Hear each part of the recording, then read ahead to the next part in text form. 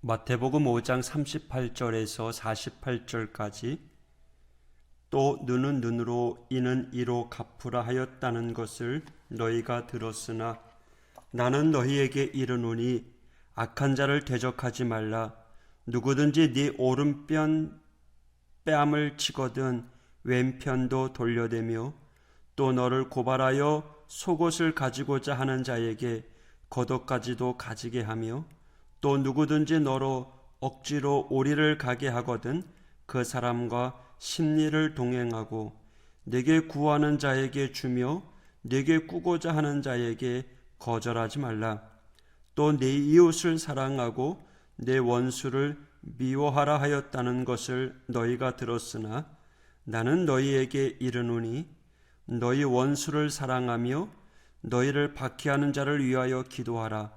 이같이 한즉 하늘에 계신 너희 아버지의 아들이 되리니 이는 하나님이 그 해를 악인과 선인에게 비추시며 비를 의로운 자와 불의한 자에게 내려주심이라. 너희가 너희를 사랑하는 자를 사랑하면 무슨 상이 있으리요? 세리도 이같이 아니하느냐? 또 너희가 너희 형제에게만 무난하면 남보다 더하는 것이 무엇이냐? 이방인들도 이같이 아니하느냐? 그러므로 하늘에 계신 너희 아버지의 온전하심과 같이 너희도 온전하라. 아멘. 오늘 본문은 두 가지 단락으로 되어 있습니다. 악한 자를 대적하지 말며 원수를 사랑하라. 38절에 보면 또 눈은 눈으로 이는 이로 갚으라 하였다는 것을 너희가 들었으나 나는 너희에게 이르노니. 또 44절에 보면 43절 또 내 이웃을 사랑하고 내 원수를 미워하라 하였다는 것을 너희가 들었으나 나는 너희에게 이르노니. 구약 성경에 있는 말씀 그것을 가지고 유대인들이 살아왔지만 예수님께서 새로운 하늘의 법을 알려주십니다. 악한 자를 대적하지 말라. 누구든지 내 오른뺨을 치거든 왼편도 돌려대며. 44절 원수를 사랑하며 박해하는 자를 위하여 기도하라. 너무나도 익숙한 말씀이지만 만약에 나에게 이런 일이 일어난다면 어떻게 할까? 여러분은 어떻게 하시겠습니까? 누구든지 내 오른뺨을 치거든 왼뺨도 돌려대라 했는데 정말 나머지 뺨도 돌려댈 자신 있겠습니까? 누가 나를 조금만 건드려도 욱하는 성질이 우리의 마음속에서부터 올라오는 우리들인데 이 말씀을 지키기가 쉽지는 않을 것입니다. 스마트폰이나 인터넷을 많이 사용하는 요즘 현대인들은 자신의 글에 비방하는 댓글이 올라오면 참지를 못합니다. 심지어 익명으로 소식을 전하는 웹상에서는 더더욱 상처를 주고 받기도 합니다. 우리들에게 성자의 경지를 요구한다는 것은 어쩌면 무리일 수도 있습니다. 그러면 예수님은 어떻게 하셨습니까? 예수님은 자신의 말씀대로 오른뺨을 빠지면 왼뺨을 내어주셨을까요? 구약 성경 이사야서에 이런 말씀이 있습니다. 50장 6절 종의 노래라고 하는데 여기에 이런 기록이 나와 있습니다. 나를 때리는 자들에게 내 등을 맡기며 나의 수염을 뽑는 자들에게 나의 뺨을 맡기며 모욕과 침뱉음을 당하여도 내 얼굴을 가리지 아니하였느니라. 이는 예수님께서 십자가의 길을 가시는 그 모습을 예언한 그러한 말씀이기도 합니다만 우리 인간들이 하나님께 하는 행위입니다. 우리들의 하나님을 저버리는 모욕적인 행위들을 하지만 하나님은 우리의 무례함을 참고 끝까지 인내하십니다. 이 덕분에 우리가 구원을 받았죠. 이런 은혜를 입은 우리들이 다른 사람의 모욕적인 행위에 대해서 참는 것은 은혜 받는 자로서 당연한 반응이어야 하는 겁니다.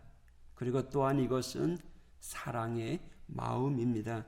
단순히 폭력에 굴복하는 그러한 무저항이 아니라 그 사람을 얻기 위하여 우리는 모욕을 감수하는 겁니다. 우리에게 중요한 것은요, 우리의 자존심이 아니라 주님의 뜻을 이루어가는 것입니다. 40절에 또 너를 고발하여 속옷을 가지고자 하는 자에게 겉옷까지도 가지게 하며, 겉옷이 무엇입니까? 가난한 자의 이불과도 같습니다. 유대법에 의하면 해지기 전에 돌려줘야 합니다. 겉옷은 내가 누릴 수 있는 합법적인 권리입니다. 그러나 속옷을 취하려는 자에게는요, 주님은 내 합당한 권리인, 내가 취해야 될, 내가 가져야 될 권리인 겉옷까지도 주라고 이야기합니다. 무슨 말입니까? 주님의 제자에게는요, 합당한 소유나 권리마저도 없다라는 거예요. 우리의 권리를 포기해야 된다라는 거죠. 왜 그래요? 주님이 우리를 사랑하시기 때문에, 또 주님이 우리를 사랑하시기 때문입니다. 41절에 뭐라고 이야기해요? 또 누구든지 너로 억지로 오리를 가게 하거든 그 사람과 심리를 동행하고. 억지로 오리를 가게 해요. 당시 로마에서는 이스라엘 사람들에게 향한 강제징용법이 있었습니다. 군대가 필요하면 누구든지 잡아서 물자를 운반하게 할 수 있었습니다. 예컨대 예수님께서 십자가를 지시고 골고다 언덕으로 가실 때 지쳐 쓰러지게 되자 구레네 사람을 동원해서 그 십자가를 들게 했습니다. 의무였습니다. 그런데 그 의무는 오리까지만 가는 겁니다. 그러나 우리 주님께서는 그 의무가 아닌 심리까지도 동행하라라고 이야기합니다. 주님의 제자에게는 의무의 끝이 없다라는 거예요. 여기까지 했으니 내 할 도리 다 했다라고 말할 수 없는 거죠. 우리의 삶의 태도를 주님께서 바꾸라라는 거예요.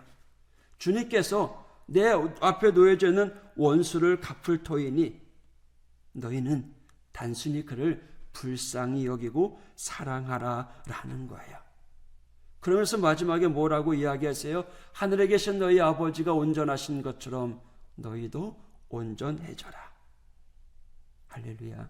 하나님의 백성으로서 세상의 법, 세상의 이치를 그대로 따라 나가는 것이 아니라 때로는 그것을 초월해서 하나님의 사랑이 우리를 통해서 드러나야 된다라는 거죠. 로마서 12장에 보면 이런 말씀이 있습니다. 네 원수가 줄이거든 먹이고 목마르거든 마시게 하라. 21절 악에게 지지 말고 선으로 악을 이기라. 할렐루야. 오늘도 우리는 이 악한 세력과 맞서 싸움을 합니다. 저와 여러분 패배자가 아니라 승리자가 되어야 할 것입니다. 세상 권세를 이기신 주님, 사망 권세를 이기신 주님, 천지를 다스리시는 전능하신 하나님의 능력을 의지하면서 오늘도 우리에게 필요한 믿음을 가지고 또 그 믿음을 주님께 맡겨가면서 살아가는 이 하루가 되길 원합니다. 그리고 단지 예수님처럼 사랑하며 살아가는 하루가 되길 원합니다. 조건 따지지 아니하고 심지어 원수까지도 사랑하는 주님께서 왼수 같은 우리를 사랑하신 것처럼 말이죠. 오늘 하루도 그 사랑으로 살아가는 이 하루가 되길 원합니다. 오늘도 우리의 작은 사랑의 실천이 이 땅을 밝히고 이 땅을 환하게 만드는 우리 모든 믿음의 성도가 되기를 축복합니다. 기도하겠습니다.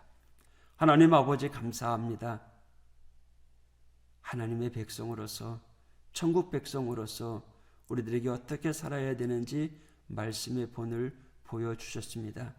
세상이 하는 대로 또 내가 하고 싶은 대로 살아가는 것이 아니라 내가 하고 싶은 것조차 내려놓고 우리 주님이 말씀하신 것에 아멘하고 순종하며 나아가는 우리 믿음의 성도가 되게 하여 주옵소서.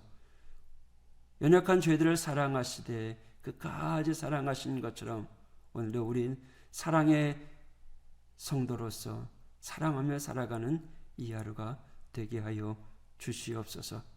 사랑으로 하나가 되게 하여 주시고 사랑의 씨앗이 점점 퍼져서 아름다운 열매로 가득하게 하여 주시옵소서.